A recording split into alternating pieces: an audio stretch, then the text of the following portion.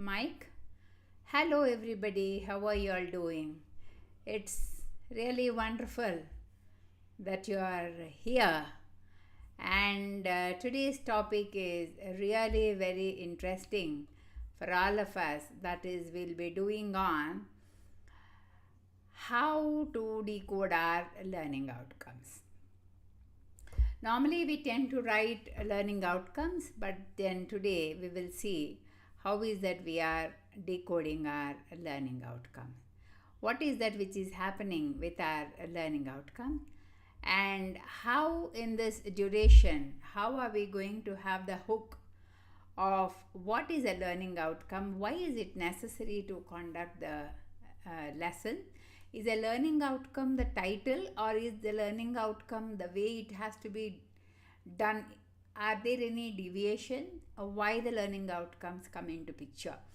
I can coolly call it 5 Ys and 1 H. That is 5 Y theory. Why are we learning the learning outcome session today, and what are their benefits? Why we have to do this in the classroom and things like that. This is the main agenda. Then how are we going to have a thorough knowledge on learning outcome? Instead of working worriedly on many such kind of things, we should be able to do like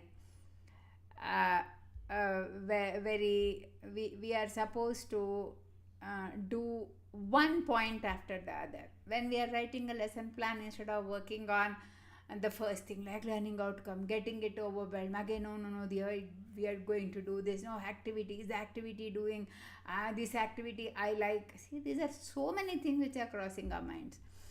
But when we are working on learning outcome, we should see that is this learning outcome going into the minds of the student, and how are we going to calculate the small kind of things, like how are we going to divide the learning outcomes also into specific learning outcome.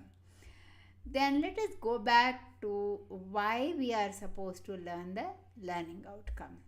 From there, we still hear teachers saying learning outcomes are too generic, we don't know how to do it, instead better I do it on my own, or whatever I feel like doing, I will do it. That shouldn't be the way. We should also work on what are the concepts of learning outcome. We can never achieve this big learning outcome. The NCERT has published a booklet for teacher resources. Class-wise, they have published. When you go to NCERT website, we will have, after the session, I think I will post it on the description box also, because I can't handle too many things. As you all know that I am doing them recently, though I am a little bit thorough and doing my sessions as videos. I'm also trying to contact with you all for the webinars, live webinars, so that it feels as though we both are talking to each other. Therefore, that's how I need to work on the content, as well as working on this. I need to train also my staff as to what's that work which we are doing.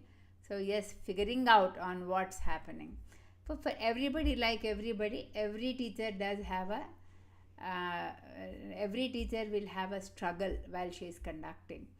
So what is the learning outcome? Say for example, for grade 6 science we take up, the student will be able to learn about the interdependence of plants and animals in forest. The learning outcome is very clear. The students will be able to learn about the interdependence of plants and animals in forest. We are not talking about our neighborhood thing.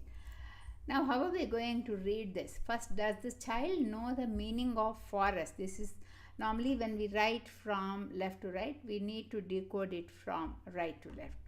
Does the child know about what is forest? If you have written down the notes on the learning outcome, once again I will let you know what is that we are talking about. We are talking about a learning outcome learns about the interdependence of plants and animals in forest. So that means that we are having a thought on learning outcomes forest. Does the child know the meaning of forest? Is the child able to understand what's the meaning of a forest? For there should be a clarity in the objective. Then again, if the child is knowing what is a plant and an animal, what is that kind of discrimination which we are creating for plant and animal? What sort of plants we are talking about? What sort of animal? One sentence about this will definitely work for the student. Then if we are asking about the interdependence, does the child really know what is the meaning of interdependence? Therefore, there are so many concepts included in this. The child is knowing that there is an interdependence of, for the grade 6 student, there is an interdependence of plants and animals in forest. First, we have understood that the child knows the meaning of forest. Then another sentence we have spoken about the animals. Another sentence we have spoken about the plants. Do not assume that grade 6 child already knows the meaning of plants and animals. Now just pause. Take the struggle of the student and then assess. Now why are we going to do this, and how is that we are going to create that 5 whys in it? Why is this important to the student? You ask yourself, what is that interdependency going to create for the student? And now why is this need for the future learning? Why? The 5 whys. Is there any necessity for future learning about the interdependence concept, or about the plants and learning, or about the forest? There are 3 different concepts where we are trying to talk to the student, and these might become the specific learning outcomes for the student. Why now at this grade level? At this grade level, what is that we are going to talk about? Learning. We are talking about grade level concepts also. Then why is this relevant in real life? First we started off saying why in this classroom. Then we are talking about why are we having this grade level. What is that we are going to do? We can't go down the grade or higher the grade. Why should the teacher understand what is the transferable knowledge which she is going to give to the student? She is going to give to the student the transferable knowledge. There is enough importance for the student, the 5 whys and the analysis which needs to be done. Then the student will come to know that the teacher is in line with the understanding. For example, learning about the interdependence of plants and animals in forest. If anyone wants to ask a question, I am here. We'll take up the question also. Yeah, if at all we are able to take up the questions, it will be good. But okay, if we can always wait for the questions. Okay. Then we can see that why is it important to students? So they understand the ecosystem and the survival, that we can't keep on chopping off trees so that plants and animals, there is an interdependency. The child has to learn. Why is it important for students? Because survival is important. And why now? We have to start the basics of biodiversity for the student. The basics have to be spoken about. And the teacher is very clear about it. The lesson is purposeful. The lesson is tending to be meaningful. And is the teacher able to follow what the child is able to understand? Then this process will reveal what is that you should focus on your specific learning outcome. Why are we teaching this in this class? What is the transferable knowledge that the students is going to get during this period? What is that activity which we are going to give? If we are able to focus on these activities, then the child will be able to follow why specific learning outcomes we can give. Therefore, let us do another example. Like explain the role of student will be is a Bible phrase which is going to be there. We can have this learning outcome to be very, very important, because what the student is going to do is what we are trying to understand. The student will be able to explain the role of government in democracy. This is again grade 6 social sciences. Then once again I told you, does the child have an idea about the democracy? that the child have an idea about the government, different types of government, and the role of government in democracy. Slowly from right to left, every word the child is supposed to know a meaning. That itself forms questions for your lesson plan. Then what are the, if you want to create say 3 to 4 learning outcomes for this, identify 3 key roles of government in a democracy, because we have been speaking about the specific learning outcome. We also spoke about the role of government in a democracy. What is a democratic country? This is one policy wherein we can go specific for grade 6 students how a democracy can be formed. Then we can also talk about the government, then come to the 3 key roles of government in a democracy. Therefore, whenever we start a lesson, we need not assume that the student is able to follow your content. We need to train up the student to focus on whether the meaning of the words are very clear. The teacher has to be clear, and the teacher has to integrate her knowledge, connect with the student. That's how we can have a measurable, teachable, and aligned NEP outcome. Any questions? Not now. Later on also you can call me. I will just put the phone number on the screen for you all. I'll just put it on the screen for you all to follow. Therefore, if you can call this phone number, any kind of help you need from TeachConnect side, we're going to definitely do it. Therefore, when we have written 3 to 4 learning outcomes about the democracy, how the democracy is formed, what does the government mean, and also what are the roles. This is how the bigger learning outcome can be placed into a smaller learning outcome. Then we have one vague goal, then multiple actionable items can be picked up. You can also work on the pedagogical leadership booklet, which is given by CBSE for all the teachers to go through. Where are we and where are we going to keep the students on top? That's important for us.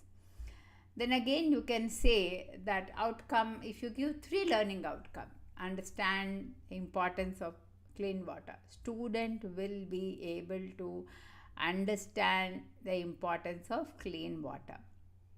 Why is it important? It is a real world problem which the child is able to solve.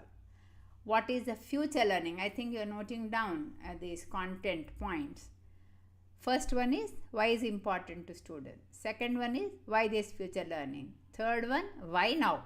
Fourth one, why real life examples we are supposed to give to students about clean water.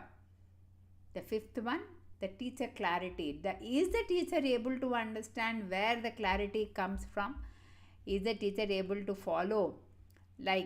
Is the teacher able to understand how much is the teacher able to follow the content? That is important for us.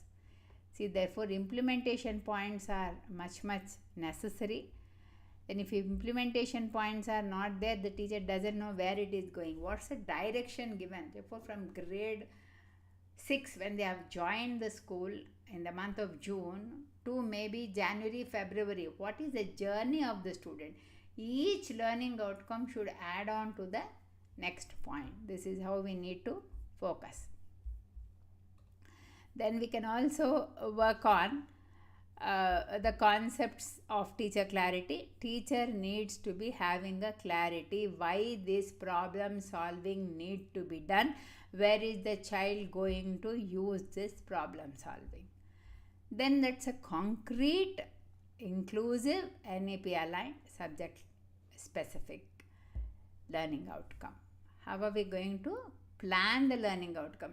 Does the teacher have the clarity? Or is the teacher simply going into the classroom and talking about whatever content she knows? No, it shouldn't be like that.